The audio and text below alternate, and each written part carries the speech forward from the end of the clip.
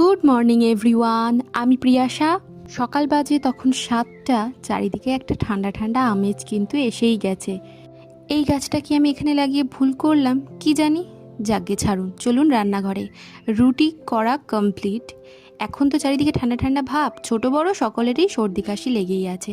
ছেলেটার ঠান্ডাটা ছেড়ে গেছিল, কিন্তু কাশিটা আবার হালকা হালকা হচ্ছে। চারিদিকে কাপ সিরাপ নিয়ে যা বলছে, ভয়ে ভাবলাম ছোটবেলার মতো মা যেভাবে আমাদের খাওয়াতো সেভাবেই কাপ সিরাপ বাড়িতেই বানাই। তার জন্য বড় কাপের 1 কাপ নিলাম জল, কয়েকটা লবঙ্গ, খানিকটা আদা, বাসক পাতা আর নিলাম তুলসী পাতা। বাসক পাতাটাই মেন। এটাকে খুব ভালো করে ফুটিয়ে 8 কাপ মতো বানাবো। দেখুন কেমন কালার চেঞ্জ হতে শুরু করেছে। এর মধ্যে কিন্তু গোলমরিচও দেওয়া যায়। খাওয়ানোর আগে একটু উষ্ণ করে নিতে হবে, তার মধ্যে মধু বা তালমিছরি যোগ করে খেতে হবে। ছোট থেকে বড় প্রত্যেকের জন্যই কিন্তু ভীষণ উপকারী। এবার পুকুকে দেব, অবশ্যই উষ্ণ থাকতে থাকতে দিতে হবে। আজ তাহলে আসি।